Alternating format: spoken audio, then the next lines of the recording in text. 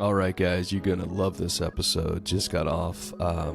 It's a super episode. I mean, and it's something that I think every dental practice owner can probably relate to.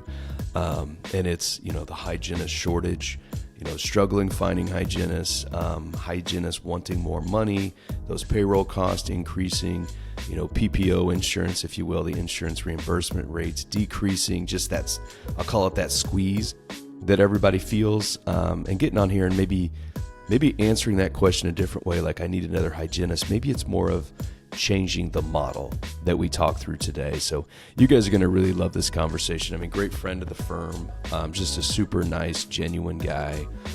You guys are going to enjoy this conversation with Dr. Ryan Lebster with Lakeshore Dentistry and Implant Center. Enjoy, guys. All right, Ryan, man, I wanna just start off diving in on really two things, and one, maybe the first one, I don't think a lot of dentists can really associate themselves with. I think the second one, and basically the premise of the podcast, I think a lot of people can, or dental practice owners can associate with. But man, did hole in one? Is that right? Did I see that correctly?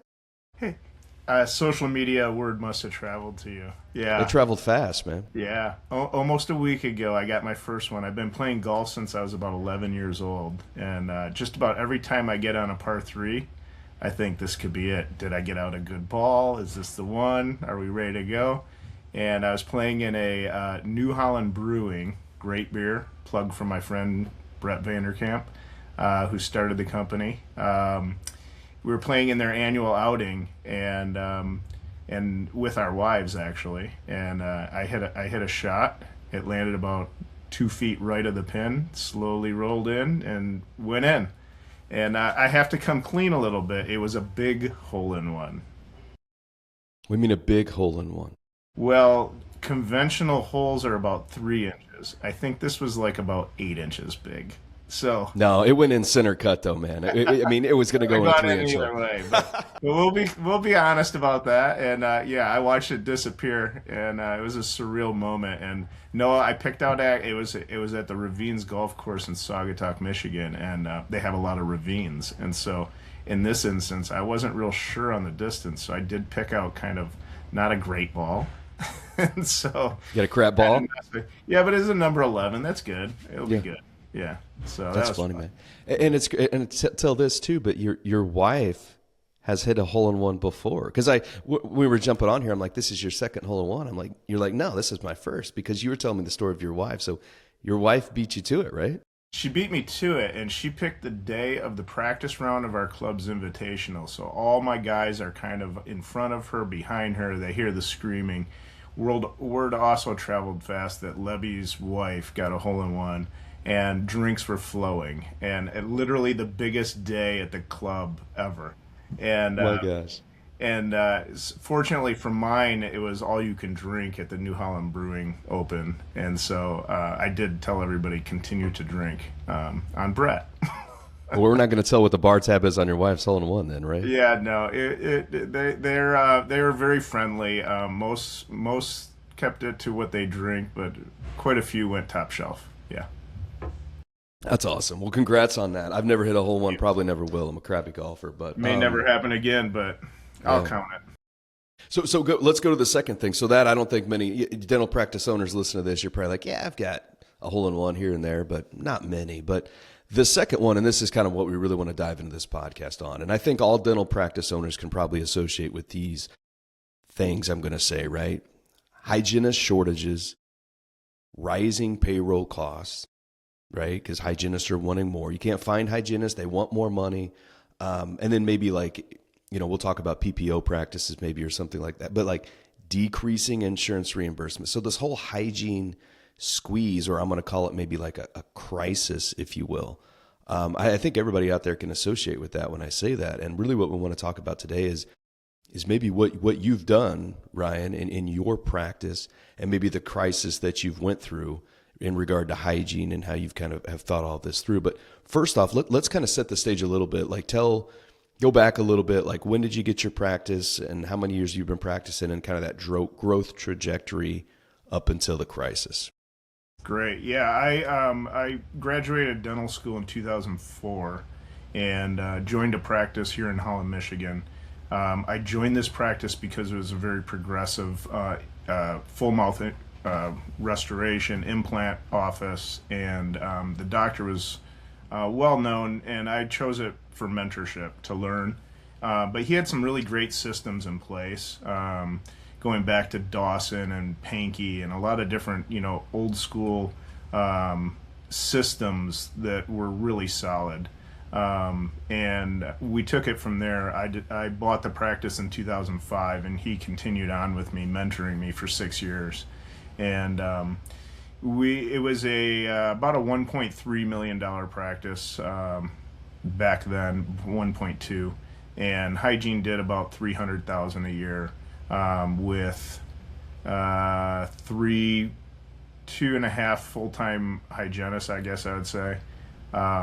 And over the course of the years, we continued to grow that in various ways. We've never done any advertising per se. So we haven't spent any money in that facet, but grew it in our own way in a very controlled manner, and really not fast. But one of the frustrating things has always been hygiene has been growing, I'd say probably at a rate about 7.5 to 8% per year, which is healthy, but also not exponential. So as the dentistry grew through the years with more full mouth reconstruction, implant, cosmetic work, hygiene stayed relatively flat, and that's really a reflection of the number of patients coming through. And maybe, like you touched on, maybe the insurance reimbursement and where prices are. So we never really changed that hygiene system throughout those 15, almost 18 years or so. So would you grow that to, Ryan? 1.3 million, 1.2 starting. Where was it at? We grew to, I took a couple notes. We were probably the practice itself. It grew to probably 2 million or so, to a little over 2, I would guess, prior to COVID. You might know those numbers a little bit better than I do. And but hygiene was relatively, it probably grew from about 400,000 a year to about 750,000 a year. And that represents about the 7.5-8% growth rate. So not fantastic, but not bad. Going into COVID, everybody kind of faced what was going on, and I guess coming out of COVID, there was a lot of situations that were out of our control. But there were a lot of things that were in our control, and I had to look at those things. What is in our control? What can we do to change? And that's what we were kind of faced to do.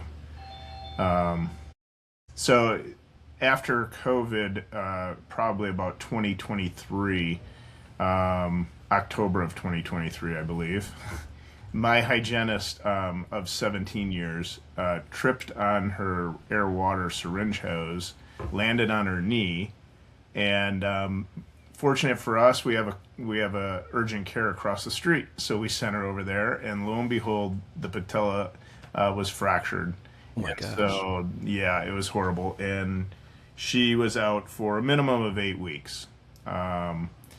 Those 8 weeks turned into 10 weeks. Now, was this your lead hygienist? Was she the biggest producer in the hygiene department, give or take?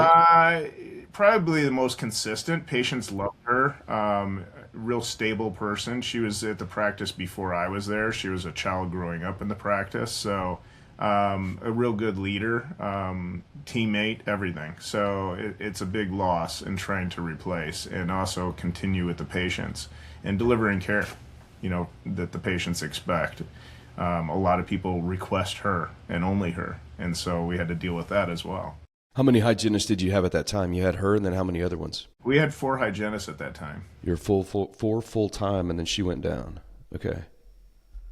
So what'd you do? So we were forced to kind of think about how we're going to do this. And it was actually a hygienist who came to me and says, I got it. And I said, I don't know what you mean by that. And she says, Trust me. I've got mine and hers. And I said, okay. And so we started there.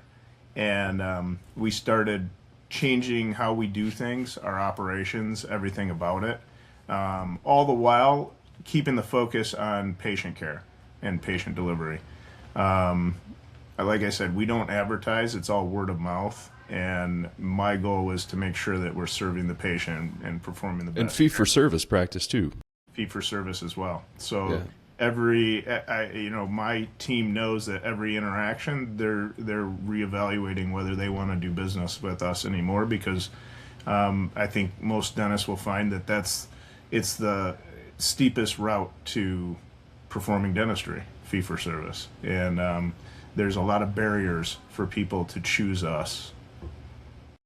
So what went through your head when she came to you and said, I got this? Were you like, no freaking way? Or like, what do you mean you got this? I mean, you just said that. Like, did you let her unpack it? Did she have a plan? Or was it just like, you just got a badass teammate that's like, I got it. Like, we're going to roll up our sleeves and figure this out. It was all of those. And it was the anxiety. It was the thought process of, how are you going to do this? And, I also was worried about her. And, is there a burnout factor? Is there a problem with this? Honestly, I had no knowledge of what a hygiene day should be, production-wise. All I knew is what I knew. And, coming out of school, there was some mathematical thing that said you have this many patients, you should have this many hygienists.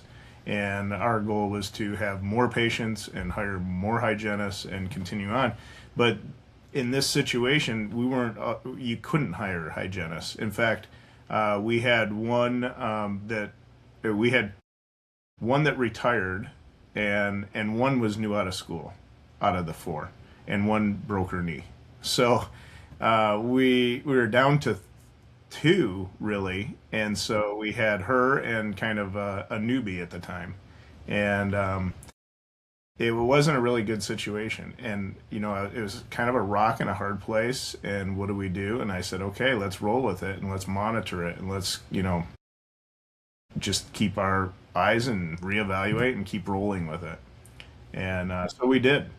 And fortunately, we had already kind of started some things during COVID. So when everybody was laid off for their benefit, my daughter became my assistant, and then she continued on when she was home from college because of COVID, and throughout that summer, and she created a hygiene sterilization position. And that was really the basis of this and continuing on. We really focused on the hygienist doing what the hygienist does, and eliminating a lot of the unnecessary tasks and movements and everything else. Simplifying then, right? If you think about it, really simplifying what the hygienist is supposed to be doing. Yes, exactly. And that has evolved. And so here we are today looking at this system. We have 7 hygiene days, so we replaced 16 hygiene days with 7. So at the time we had 4 hygienists 4 days a week, and we now have 1 hygienist 4 days a week, the patellar fracture hygienist. And we have She came back, right? She came back and she loved it. And so, the other thing is change. Change is very difficult. I've been doing this 22 years now, and everybody in their own way. Some people embrace it, some people don't. Some people, look for it, and others it creates a lot of anxiety. And to have a hygienist of 17 years, and I knew her quite well before this, I didn't think she was open to change to this degree, and she's embraced it, and so she's rolling with it. So she's doing 4 days a week, and the rock star hygienist who started this program with me is doing 3 days a week. And that's it. And that's That's it. your seven. One 4 days a week, one 3 days a week equals 7 hygiene days. Yeah. That is crazy. What does the production look like comparison to back when you had four doing four for 16 hygiene days? Well, as you know, Jared, I keep a lot of spreadsheets. So we love. I'm going to call you Lebby now. I heard you say that about the golf right. course. Levy's spreadsheets. Well, I've stopped keeping spreadsheets since I started working with you, Jared. And that little plug for you is that you do all that work for me. Back in the day, it was me tracking these things and tracking the dollars per hour and all these kind of things. So I did review back on my old spreadsheets, and I was kind of astonished to see that we were fighting for production of about $128 an hour. I don't know what currently, most of your practices are at, but we're now at about $400 an hour. You're just doing more with less, basically. Maybe I'll ask the question, maybe a lot of people are thinking at right now, like, and we're not going to get into the exact how and the details, all that. It could be like a 4 hour, and we'll hit that at the end, but 4 hour deal. But like, probably a lot of people are thinking out like, well, I don't have that hygienist in my office that you had that came to you that was like, I got this. Let's figure out a way where I can do double, basically. Like, how would you respond to that, give or take? I think that's insanely rare. Mm-hmm. And I think it's very difficult to initiate this system, and get buy-in and all those kind of things. Fortunately for the practices that I've talked to, and maybe a few of your clients that you've referred to me to help in this area, you don't need to work through that. I've done it. I've done it for 2.5 years and perfected it. And so it's not for everybody, whether it's the doctor, the hygienist, the front desk, all those kind of things. We haven't added any staff as far as front desk and volume or anything like that. So I think it takes a will and a way. I would have never thought that my hygienist I don't know where she's at now. I think it's 17 years of practice, maybe longer. 17 years with me at the time. No, so it's way longer. She's 20, probably 24 years in dentistry. And who would have thought she would adapt and embrace this practice? But she did. Do the hygienists like it? I'll say it that way. Like, do they like the change? They love it. And talk about the compensation. Are they making more? Are they making the same? Or how's that look for them? Let's see. My hygienist more. Let's just say considerably more. So when I'm on some of these sites on Facebook and whatnot, and I'm hearing what hygienists are desiring for compensation, it's completely doable. Even the upper echelon limits that I'm seeing, that gets about 130 comments on the post. That's completely doable for them to earn at that level, and for the department to be profitable and to not be hectic. Does it matter? Does it matter if it's a PPO practice versus a fee-for-service practice, or how does that differentiation play into this a bit? I think it's more ideal for a PPO practice. Oh, okay. Than even fee-for-service. Why so? Well, fee-for-service, so they're a little different. My philosophy, my mentality, and this is where I clash a little bit with some of the Pankey and Dawson. I'm trying to remember the woman's name that I had consultations with. She's got a couple books back there. We went through their whole series, and it's really, some of these conventional systems are based on selling more stuff or treatment. Are you doing perio chips, or are you doing fluoride varnish, or are you doing all these things? And being a fee-for-service office, I'm much more sensitive to the price per patient. What is their out the door pricing? And so that didn't work so well in my mind for patient retention. When they go out the door and it's like $550 to get their teeth cleaned, that's not going to work.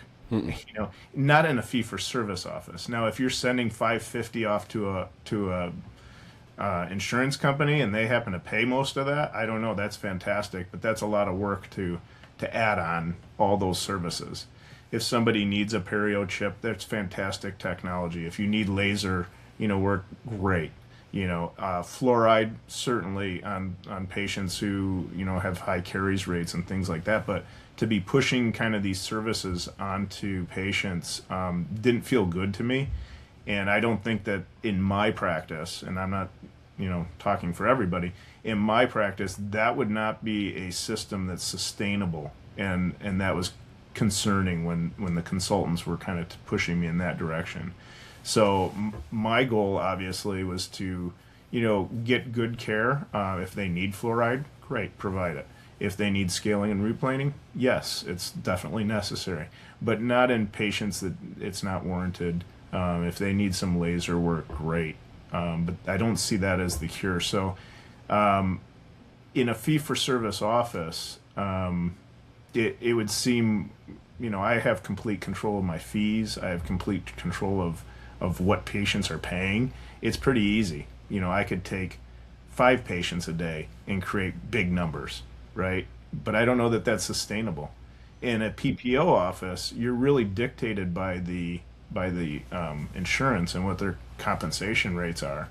And so being more efficient in treating the patients and getting the dollar per hour up is probably more beneficial in a PPO office, I would say. Yeah. Why? I'll ask the question that I hear all the time. Why do you hear dental practice owners in PPO practices, let's say, always, not I say always, that's a absolute, but constantly maybe saying, hey, my hygiene department is not a profit center. It is literally, I'll call it maybe a loss leader. Like, I lose money in hygiene. It's a necessary evil, though, to get to doctor production and other, treatment and that sort of thing. I mean, you would totally disagree with that comment, right? I would say it doesn't have to be. Sure, there's probably is. Yeah. So you're saying, I don't don't think they're lying. In their situation, it probably is either a loss leader or a break even, or maybe a source of aggravation, or whatever else. I see offices that are now, not providing hygiene. I don't know that would be sustainable in my practice. I see hygiene as a very valuable department in my practice and in my team and everything else. And so new patient flow in our office, we don't advertise, we don't market, we don't do anything. And we're at what, Jared, about 50 patients a month, somewhere around there? Yeah, you got good new patient flow for sure. New patient flow. So, and a ton of reviews too. I mean, almost 1,000 Google reviews. Well, that's the telling part, actually. When you talk about, when I look at results, the first thing I look at is, what are the patients saying?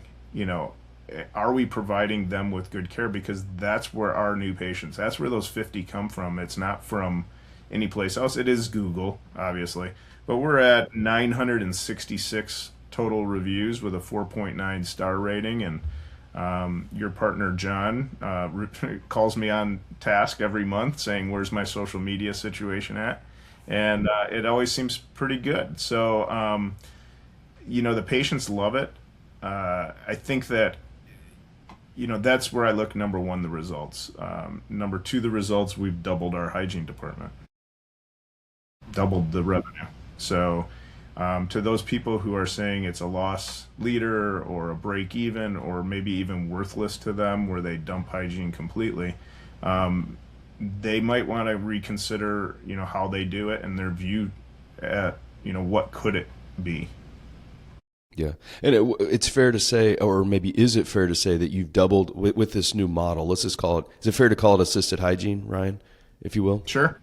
Yeah. Absolutely. So with this assisted hygiene model, is it fair to say that your doctor production has increased as well as a result of that, or how has that changed?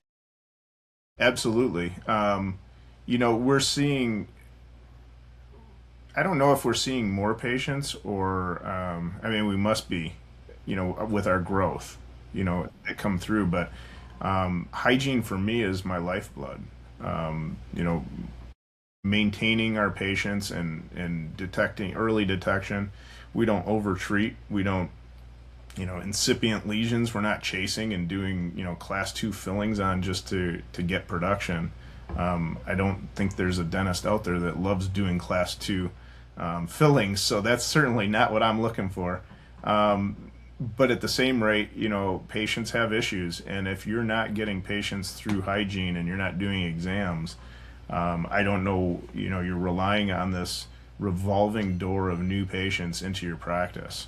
And for us, I think the new patient flow is controllable. It's not overwhelming, and those that come stay. So it's not this exodus of patients either, for the most part. Yeah. I always look at, maybe this is a stupid comment, but whenever you look at change, right? You said that change is hard for anybody, not picking on dentists here at all. I mean, but dentists in particular, accountants too, right? But whenever you go through some sort of change or look at doing some sort of change, I always think of it this way, like, well, what's the upside to the change, right? If it works out, what's the upside? What's the downside? And then can you live with the downside? That's just very simple. Like I got that from some podcast I listened to. We've talked a lot about the upside of this, right? The assisted hygiene model. Any downside? Like, what can you think of? What is a downside to doing this that potentially, okay, you go to this assisted hygiene model, you find the people, like, what, any downside to it? Um, I, I guess you could flip it and say, well, we have more employees, but that means we're feeding more families. Right. I love it. That's what I want. We're not growing out of control as far as providers and chairs and things like that. So we're utilizing our chairs more efficiently in how we do business. Um, Downside, it's difficult, for me to see that, I guess, because throughout the 2.5 years, if we detected any issues, we've changed it and we've made it better. And you know, y- you've got to have willing participants and people that will give you feedback and be a manager, I guess, or a partner with these people who, if they feel open to come to you and say, hey, we got an issue with this or that, and problem solve it rather than blame and want to run. When I first purchased this practice, it was from a dentist who really was of high esteem, both with the Real patient. quick, Ryan, when you purchased it, was it a fee for service practice at that time, or was it It PPO was. that trains? Okay, it was. Okay, perfect. So I've never been PPO, although there's been Okay. a lot of downtimes, a lot of slow times. 2008 cutback, 2020 again. It was like, oh my gosh, what are we gonna do? We need During more those patients. downtimes, did you consider going into insurance? I mean, I went offering to my insurance? front desk and I said, I think we need to think about things, and they said, no way, you're not Oh, doing it. And so, those front desk people have retired at this point, and I praise them every day. They're still patients with me, and I see them all the time, and give them credit for sticking to their guns. And they're like, "You're not doing it," and so I didn't. But I bought them a book. Everybody got a copy, and it was "Who Moved My Cheese," yeah. and pretty easy read. But life is constantly like that, and it really kind of irks me a little when I go on some of the Facebook posts and I see dentists, really hurting, and also lamenting about their situation, and not realizing that the cheese has been moved, and what are you going to do about it? So their situation already is not good. So what's the downside of not doing anything? I guess living like you are. And if that's not working out, you know, you're not really in a great place to stay anyway. Yeah. So I don't know. I think you got to move, and and adjust to the current situation. Yeah.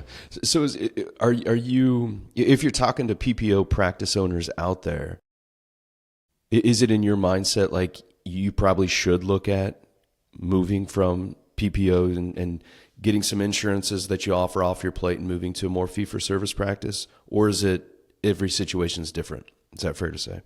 I think every situation is different. I think you can run a great PPO office, just like you can run a great fee-for-service office. I've consulted with several offices on their desire to change from PPO to fee-for-service and what that entails. And it's more than just saying, okay, we don't take Delta, and let's roll.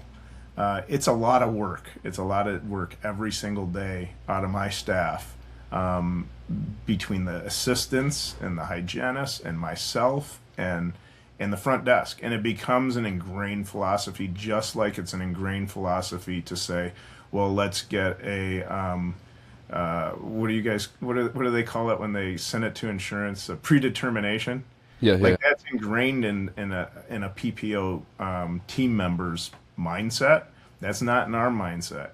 And so when I go and say, hey, maybe we should join a network and get a bunch of new patients, and my front desk says, no, you're not. That's ingrained in their philosophy, and so changing to fee for service has a lot of benefits, but it has a lot of cost too. So I think you need the right people in place, the right overall practice philosophy to do it. And the same thing trying to make hygiene a better system. I mean, that's the kind of people that I have around me, is that they're looking to be the best, and they're looking to earn more. They're looking to, have good retirement, funds and savings. They're looking to send their kids to college. They only have so many years. They're working hard, and you can either come to work every day and not earn, or you can come to work every day and earn a lot more. And so they have that mindset. And I think one thing that's big is, do you have the people around you that have the right mindset? Yeah, and some people, I guess I'll say it this way, is that a lot of the times the people that have been around you to get you to where you are today might not be the people that need to get you to the next spot if you want to grow, if you want to make change.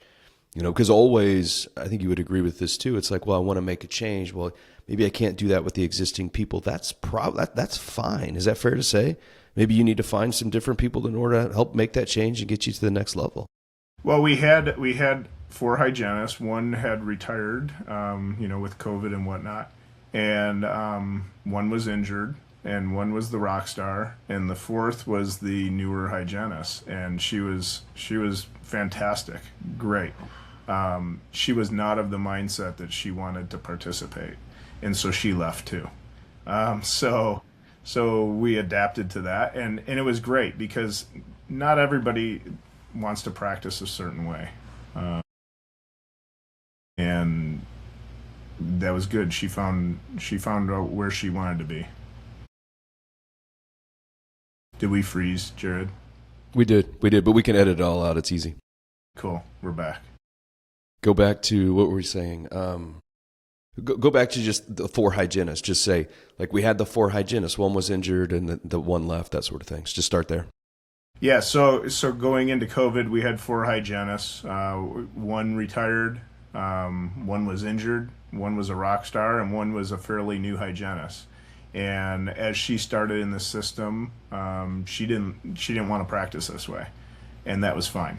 And so what we did was we looked for people who wanted to practice in this way. And what we found, which this is the same time everybody's saying they can't find a hygienist, we found quite a few. And it was really quite easy to find a hygienist who wanted to practice this way. And that's what we had. So we continued on. We did have 2 hygienists until our injured hygienist came back, and she took over, and she wanted to practice this way as well. And so now she's 2 years into it. So yeah.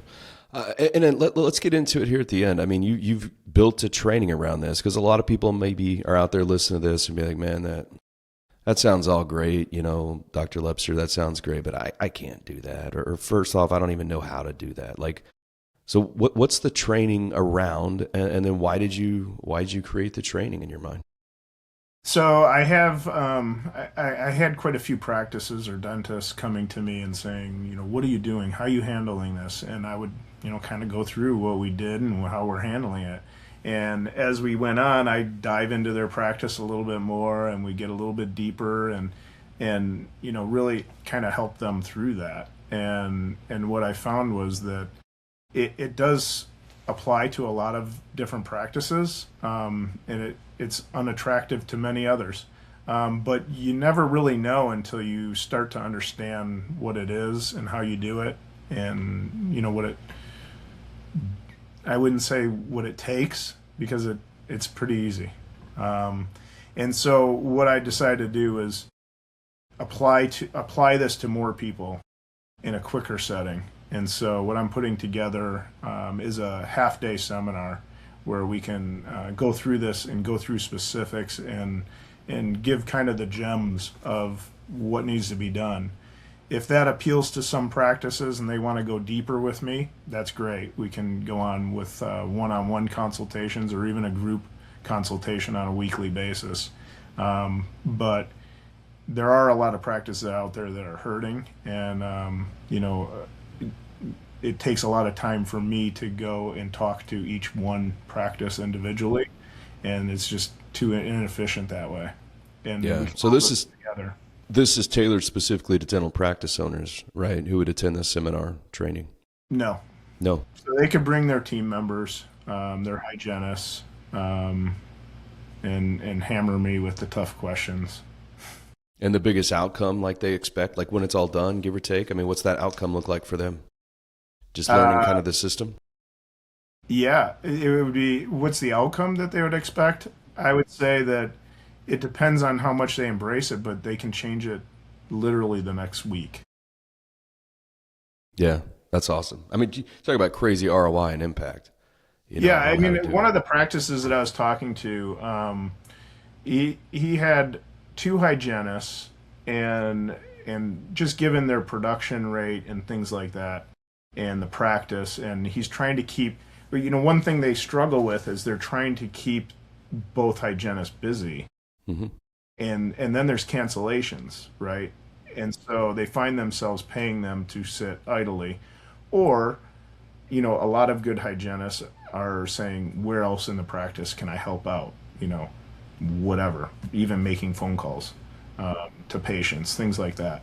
And what I really boiled down with him is he definitely doesn't need two hygienists. So while he's thinking maybe he needs to hire a third at times, I'm saying you need one hygienist. And so, maybe the struggle of finding hygienists is the solution is you don't need as many. Yeah, that's well said right there. And why you have to change your model in order to do that. Correct. But it's like, well, okay, the problem is a hygiene shortage. We can't find the hygienist. Maybe you don't need the hygienist. Maybe you need to change your model. Then you don't need them. That's what I found out. Yeah, it's just answering the question, the problem in a different way.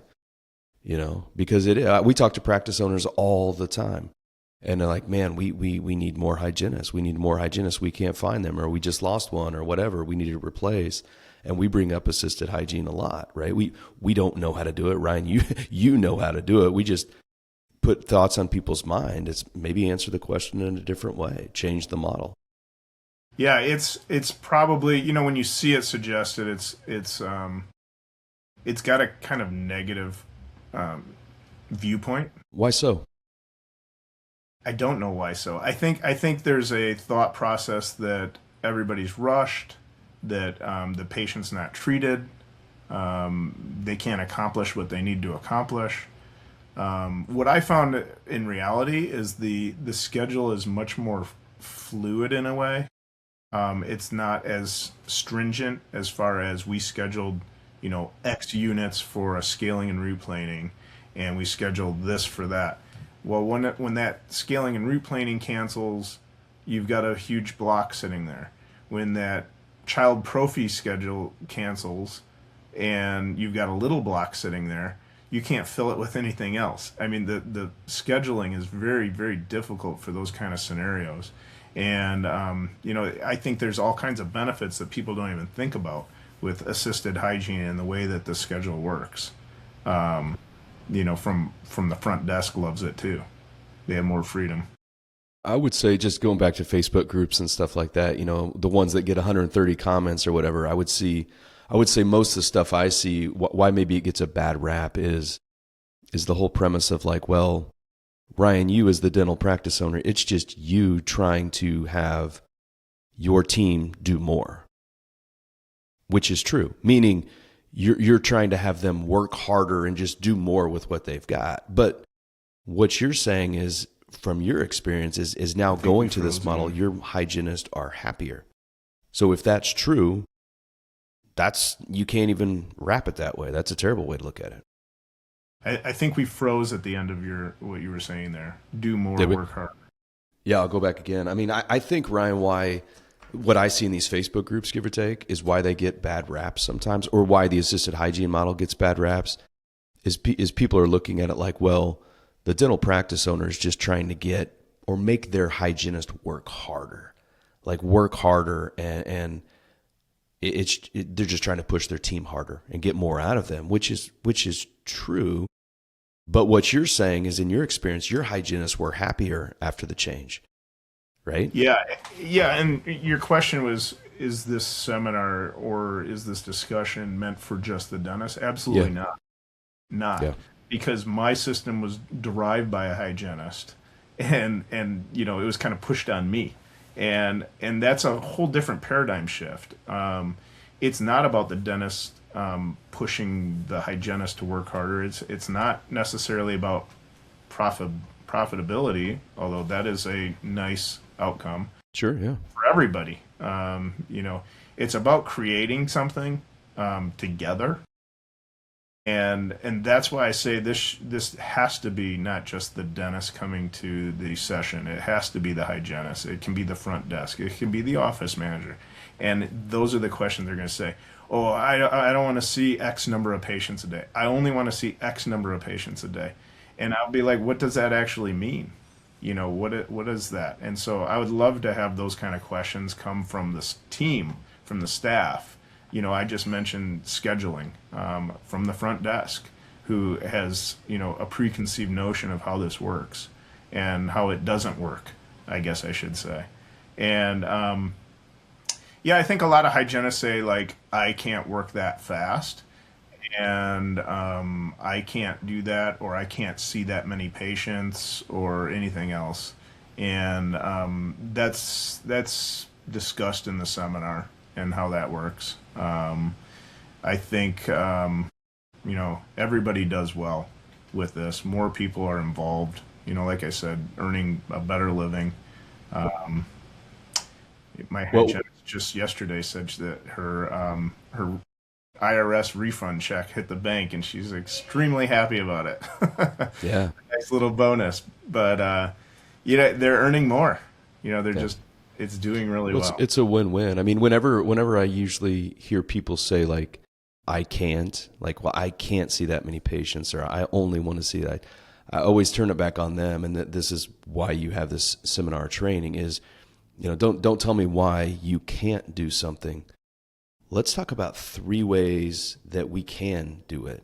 And that's what your seminar is for. So let's do this. Let's end on this, Ryan. What, twofold question. Why are you so passionate about helping other dentists get better in this realm? And then how can people reach out to you if they're interested in the seminar training? Well, the reaching out is real easy. It's ryanlebster@gmail.com.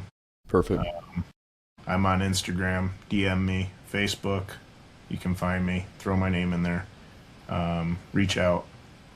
Send me a message. And then the seminar, why the seminar, why help other dentists? I've kind of done that my whole career. I was very fortunate to land in a really great practice and have a fantastic mentor. Even young docs coming out, I hope that they look for some mentorship. I think it's difficult in this era than when I came out, but that was invaluable to me, to gain that mentorship. I love mentoring young docs. I love mentoring kids who are now going to dental school. I have one that's starting here in a month, who worked with us for the last year. I have another that just applied. I've got tons of these kids out there, and it's just a ball to see them flourish and grow their practice, grow their own practices. And so because of my fortune to land in this practice and great systems and everything else, I do find a lot of dentists coming to me and saying, hey, what about this? What do you do? How do you do this? And it's fun, and I love doing it. It's an inefficient system, for me to be one-on-one with dentists, and kind of their own issues. I love solving the problems or helping them work through them. And I just see this as, hey, let's kill a bunch of birds with one stone, and let's get in a seminar and let's hammer it out, and let's bring in the hygienists, and let's bring in the front desk and the dentist. And I'd love to have them just pepper me with doubt questions or whatever else. And then, and I'd love to have them actually in about a year come back and say, you've changed our life, and you've changed the lives of the 5 people that I've hired. Or, wherever you want your practice to go. Even if you wanted a one doc, one hygienist practice, everybody can flourish. You don't need to grow this into some kind of mega practice. But if I can do that more efficiently and reach a lot more people, and we all learn from each other at the same time, and some of the concerns that they have, I think that that's just really satisfying for me after, a 22-year career, where I'm at, to give back in that fashion. I love it, man.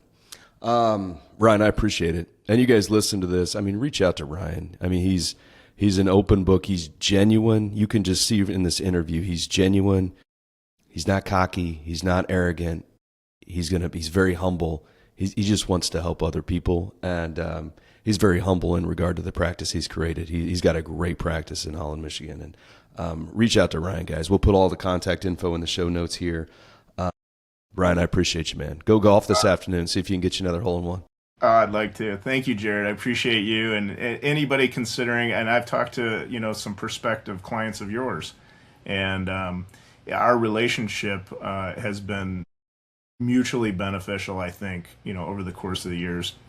And I just every month look forward to our meeting together and just peppering you with some ideas of thoughts of where I'm going, what I'm doing, and hearing your comments and your viewpoint has been invaluable for my practice going forward. I love it.